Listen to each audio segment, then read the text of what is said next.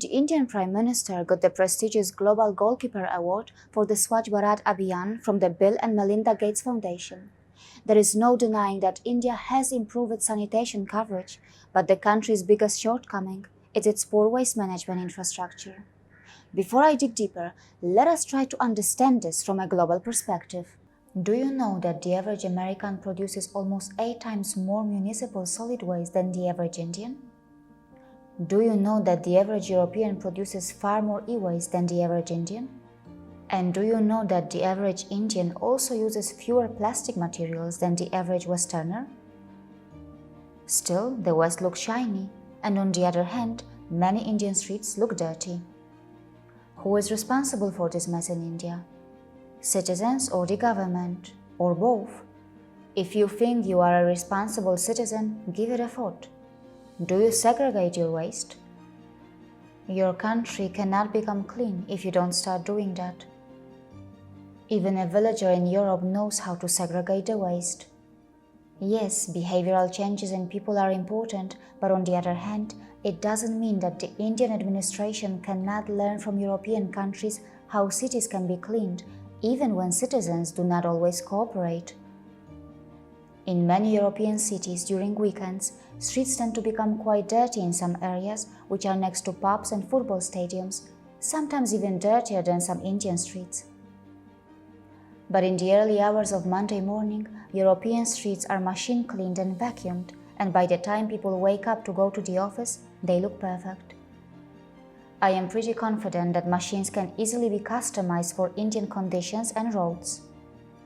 But does the Indian administration have the will to bring a paradigm shift that the country needs so desperately?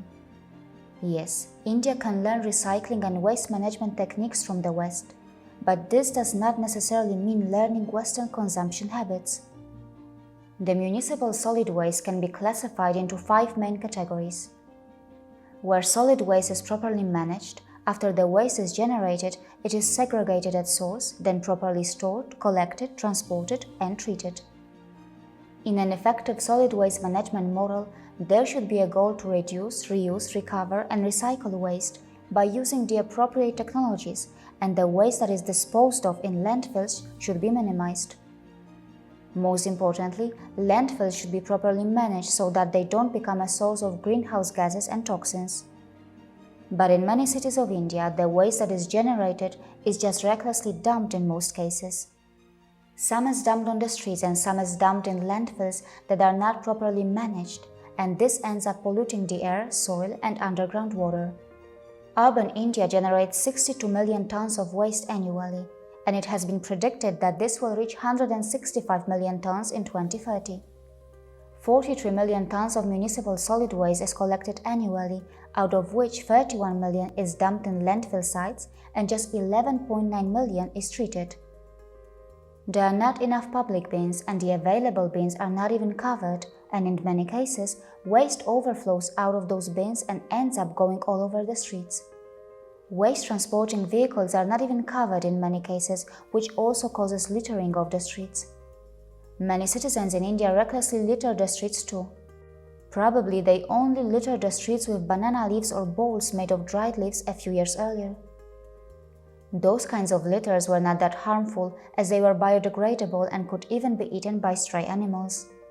But in India today, what is mostly littered is plastic, and in any society, it is not easy to bring a quick cultural change. India's informal recycling sector that consists of waste pickers plays a crucial role in segregating and recycling waste, but in most cases, they are not formally trained, and at times, they burn waste at landfills to keep themselves warm at night and end up setting landfill fires that cause air pollution. And because of inadequate gear, they are also exposed to diseases and injuries. The size of landfills in India is constantly increasing, and that is fast becoming a major concern. Contrary to the composition of waste in Western countries, the majority of India's waste is organic, which means that there is a tremendous opportunity to compost a lot of it. But to make that possible, Indians need to adopt the practice of segregating waste at its source. That is why it is important for Indians to follow the guidelines that are set by the Indian government in its official solid waste management rules. The SWMR focuses on segregation of waste at its source.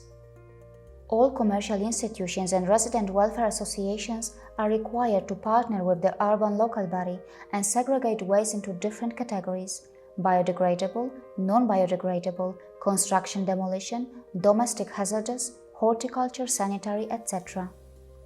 In addition, they also need to process biodegradable waste through on-site composting, and the recyclable waste has to be given to authorized recyclers or waste pickers. If the SWMR is properly implemented and is also adopted by the people, it can simply transform the waste management system in India. This is a perfect opportunity for all the stakeholders to come on board, get interlinked and benefit from a combination of centralized and decentralized waste management system. In 2017, India's largest power generation company, NTPC Limited, invited Indian and international developers to build 100 waste-to-energy projects. In 2012-13, India had just 8 waste-to-energy facilities. Some of the waste-to-energy facilities that were built in the past were not successful. The scenario is a bit different today. The amount of high calorific waste is increasing in India, and the country is gradually trying to adopt waste segregation at source. These two factors are crucial in running waste-to-energy projects. Apart from that, there exist waste-to-energy technologies that can process unsegregated and high moisture low-calorie waste too, and that can be very useful for a country like India, as in many cases bringing a quick change in people's behavior is not easy, and something needs to be done urgently. Things can change even faster if Indians can adopt the practice of segregating waste in their homes, stop dumping mixed waste, and stop littering. I have personally visited some villages in Ladakh, Maharashtra and Jharkhand, which were indeed very clean. On the other hand, it is heartbreaking to know that there are villages in India where plastic can enter, but it can never leave. Even though Himachal Pradesh has discouraged the use of plastic shopping bags, plastic still enters the remote isolated villages in Himachal Pradesh in the form of chips packets, water bottles, etc. In those areas, there is no mechanism to recycle or collect that plastic trash. There is no service by the administration whatsoever to collect trash from those villages. As a result, many villagers just innocently burn it or dump it in the open. So, can Indian streets become clean? Yes, it is possible if Indians start to segregate waste at its source and adopt a decentralized system of composting their biodegradable waste. On the sidelines, informal recycling by waste pickers can be made more organized by training and educating them. This approach will reduce the burden on India's centralized waste management system, which can mostly focus on dealing with the waste that needs sophisticated or large-scale treatment. By ensuring maximum resource extraction from waste, combined with safe disposal of residual waste through waste-to-energy projects and through properly managed engineered landfills, India can make its streets clean. But the shortage of environmental professionals and qualified engineers can totally spoil the plans, and that is why it is important that India builds dedicated waste management colleges and universities which will cater for the rising demand of skilled professionals. Yes, India needs to spend a lot of money to create an efficient waste management infrastructure, but a clean India will be able to earn more by attracting more tourists. A clean India will also save more in its public healthcare, and also it will save money by avoiding those city floods which happen in monsoon due to the drains that are choked by plastic.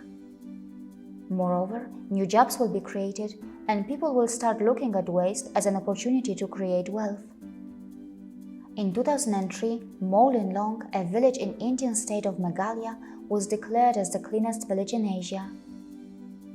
There is no doubt that in relatively small patches, many streets and districts in India are well maintained and clean too.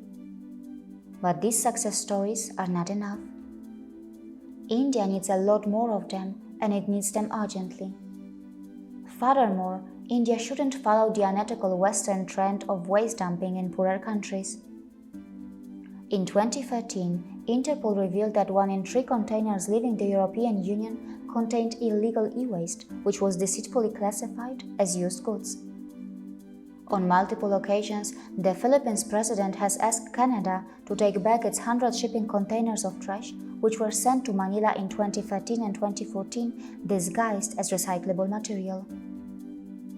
As India continues to rebuild, its citizens should ensure that they avoid reaching the dangerous levels of the average Westerner in plastic consumption and waste production, because waste reduction is better than any kind of waste management. And India's traditional wisdom of aparigraha, which is very relevant even today, can play a key role in achieving that. See you again.